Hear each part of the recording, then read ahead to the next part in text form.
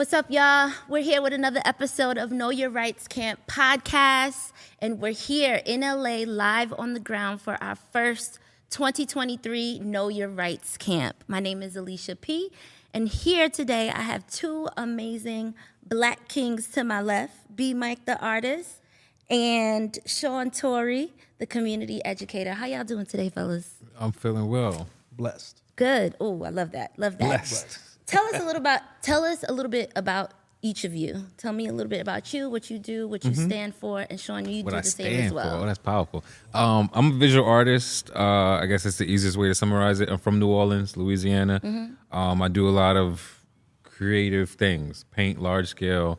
I have a program in New Orleans called Studio B. We train and work with young artists and try to figure out how we can use art to create change. That's about the short of it. Love that. Love that. And for me, I'm a God-fearing husband, father, and community servant. That's the quickest way I can explain it. I have a nonprofit called King of Jewels where I mentor Black and brown youth, and I do that across Las Vegas. So that's the short end of what I do, but I do a few other things as well. But I'm heavy in the community. That's why I just say I'm a community servant, call it a day. I love that. So both of you, in some respect, do things for the communities from two different spectrums, which I think is why it's important that we have both of you today to have this conversation about arts in the school and art programs being cut in the school. I think we were very intentional with picking two people on both sides of that spectrum to kind of have a discussion and candid conversation about how you see the effects of the student from an artist perspective and an educator perspective, what these effects are having on these children in terms of these programs being cut. So just tell us, what do you see out there? How is it affecting the students? Do the students actually know what's happening? And how do you console them if, for any reason, a student does come to you with any, insight? Did you want to? I mean, no, I think, go ahead. So on the educational side, it's very basic. They get music, they get art. Of course, they get culinary, but it's a very surface, basic level. But if you really want to invest in art, it's best to research art galleries and the art programs that are available. Me being from Vegas, there's plethora of art galleries. We have a whole art district. So I will say that one of the many things that city of Las Vegas is blessed with is because they embrace the arts in the community aspect. When it comes to nationwide education, it's rough. Not much money goes there, but Title I schools, which are Title I schools, which are the most, in a short way to explain, are schools that are heavily urban schools that need turnaround schools. They ranked very low. They get money, but does it go towards the arts? No. Yeah. It's very basic, and that's the unfortunate part. And they don't learn, and these kids, what they don't get to learn is how to invest in art. And art itself is it's $1 billion industry, if not only almost to the trillions. But the thing about especially Black and brown communities, we don't know how to invest in art. And other ethnicities have done this for centuries. This is nothing new. So that's one of the things that I can tell you on the shorthand how it lacks is because our youth don't know. They know about art on the surface level, but they don't know how far they can go with art, opposed to being from New Orleans or New York or Detroit, where art is really respected. So You can't test art. It becomes difficult. And so a lot of schooling is based around testing, and they're prioritized testing. And so if the school is not performing well, they're trying to improve their test scores, and art doesn't help with that. At least they don't see it that way. They don't see as art being something that if you do that well, the school is now better or you're better. And I think our approach has always been in that holistic way of understanding what the creation of art does to the person who's creating it, what it does to those who are in an observation to it. Art is such a beautiful thing that helps you problem solve in a way that's different from other structures. Math teaches you that there's formulas to a solution, to a problem. Art teaches you to go inside to figure out the solution. And there's millions of solutions. There's endless solutions to the problem because art forces you to use your imagination. And the issues and the problems we face in the world is the product of other people's imagination. So it's going to require this radical imagination to counter that. Yeah. And the other part of that, to end it off, is that my instructors could have never prepared me to live in a world where there was social media, cell phones, Man. What are we talking Ubers. about? Right. So Yeah. so this is a world that they didn't even see. And Yeah. so the structures that they had couldn't have prepared me fully for that. But art allows you to be in that space of imagination, to let you see there's more beyond where what's in front of you. And I think that's why it's so important to fuse art into the programs that we have, because that's the spaces that allows us to see way beyond where we are. Innovation, creation, And all to- of that comes from that. To add to that, the curriculums have to change, and they haven't, which is why it's still at a basic surface level. We're still teaching. We're 30 years behind when it comes to curriculums, and we haven't advanced.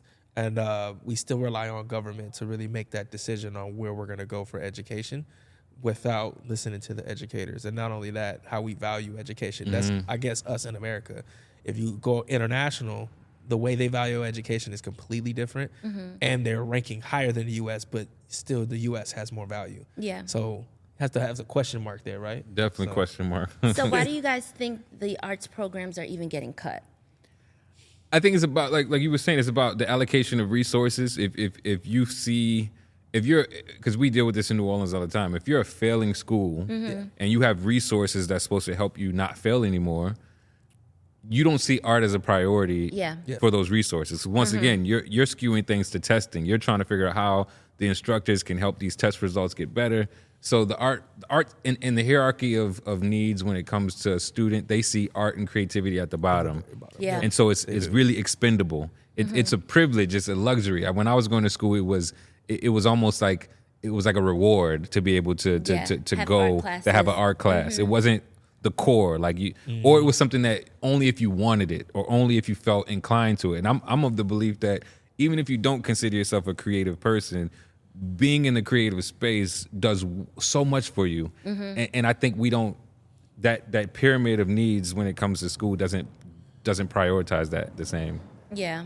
Art should be a core, because if you're a musician, if you're art, some of those things connect to math, connect to reading, 100%. connect to. But like that's part of the business, right? The business side of education doesn't see the value in art, and I can just tell you, becoming standardized testing, that's a business, right? Yes. It's just like student loan debt is a business, so they don't want.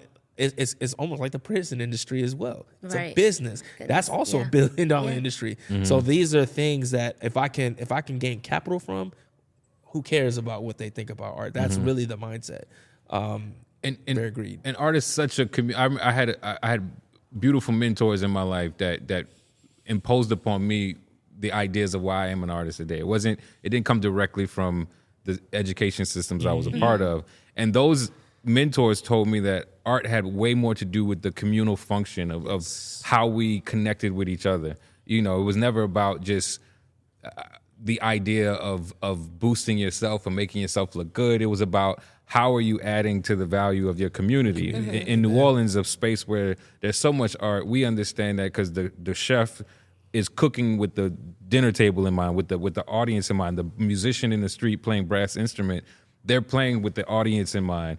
So seeing these direct examples how art was about connecting with community is a whole different aspect of why it's important to educate folks on that, because it shows you how you connect with others. It shows you how what you create impacts someone else.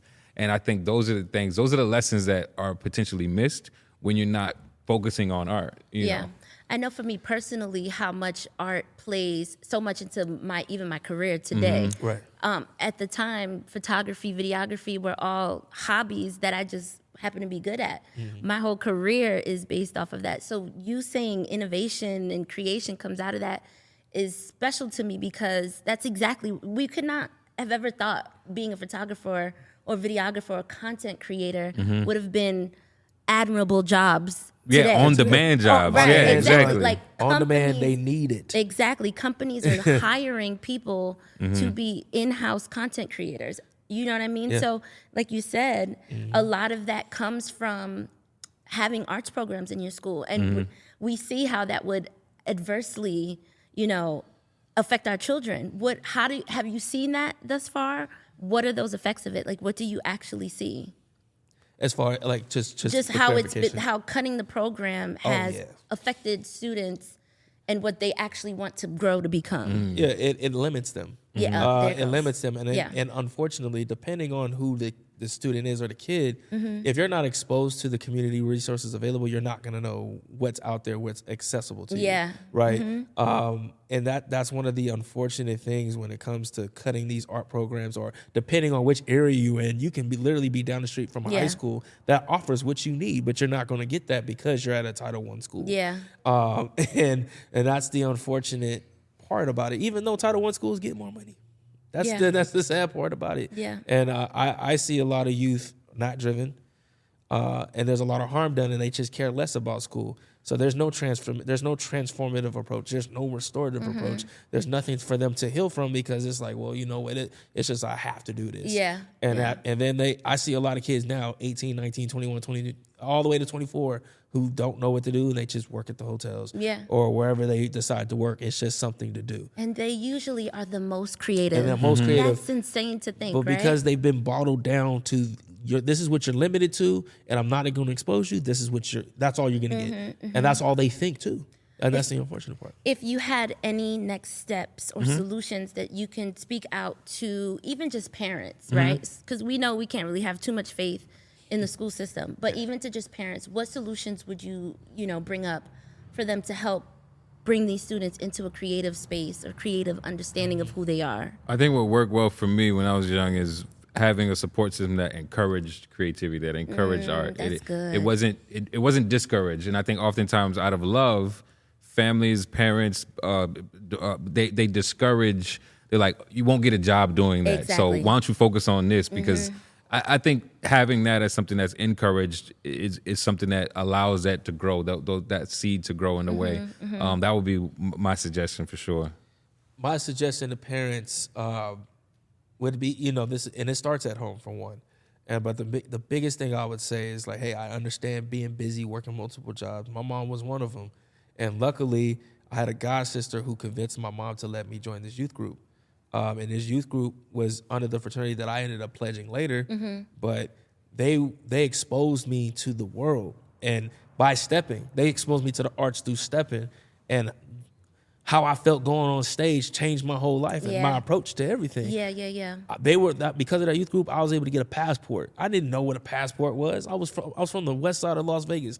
That's all I knew was my corner block. But then my first trip out the country was 17 at Grand Turks and Caicos. Changed your life. Changed my life forever. And I never forget that. But it's having faith in those youth groups, those community organizations, all those programs that's going to take you further and allow you to expand your mind outside of just what you see. Oh, just go ahead and be a firefighter. And like, no knock to anyone, but allow your kid to create their own lane instead of just making them what you think they should be. Right. Ooh, because you didn't see it for yourself. That's very limiting, and that's what happens. That's the key. That's the key. Whole nother conversation. Don't get me preaching up. We need the organ in the background. Before we leave, and I want to ask this last question because I think it's super important for each of you. How do you envision yourself to create art or create a space for these people to be able, these children to be able to look within and help additionally people of their peers?